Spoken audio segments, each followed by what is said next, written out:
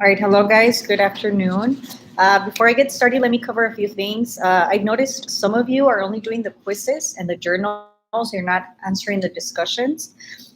If you do not do the discussions, you will not pass the course. It is very important that you do complete the discussions as well. Also, some of you are not responding to classmates. Make sure you respond to at least two peers if you want full credit. If you do half the word, you get half the credit. So you do need to respond to two classmates every single discussion. What else? What else? Please stop attaching anything to the journals. You do need to type inside the box that Blackboard provides for you. It's a lot easier for me to grade. Sometimes when you do attach something, I can't open it. So please make sure to type in the box for the journals and the discussions. So that being said, I'm going to quickly review the guidelines for your first writing assignment, which is the interview. I'll post them on Blackboard as well. Right below the video, you'll see the link. But basically, the assignment is worth 100 points. You will conduct an interview of a married couple. Now, it could be a couple that has been married and is already divorced, a couple that is currently married, or a couple that has been living together and has kids. If they're living together, for them to qualify, they do need to have kids.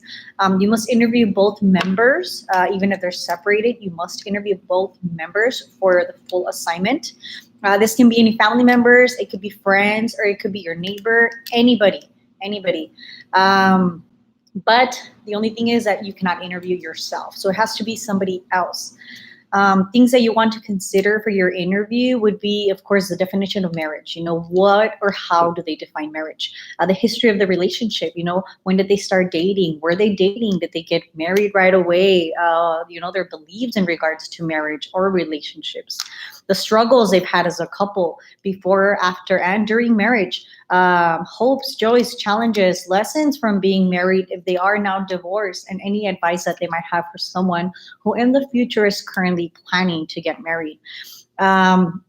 Reflection papers should be at least 2 to 3 pages in length.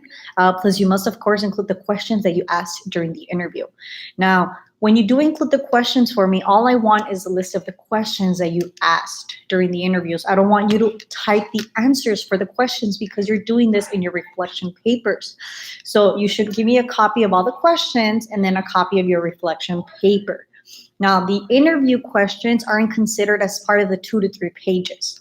Your reflection paper itself should be 2 to 3 pages. Now, formatting, it is double-spaced, 1-inch margins, 12-size font, Times New Roman, like always. What else? The interviews should not, like I said, be included as part of the length. And I did also include a rubric for you in the guidelines. I'm going to grade you on format, organization of writing, application of concepts, and of course that you included your interview questions. And you'll see how many points each is worth once you go through the guidelines. I also provided an interview sample for you as to how I want your questions to look. And I also gave you some example questions as well to get you started. My advice is to go through the chapters that you've read so far and pick point topics and develop questions from that. It'll be a lot easier for you to write your reflection paper if you do that, in regards to you just coming up with questions and then going back and trying to put it together. But aside of that, I think it covers it all. If you guys have any additional questions at all, please send me an email. If not, send me a text message.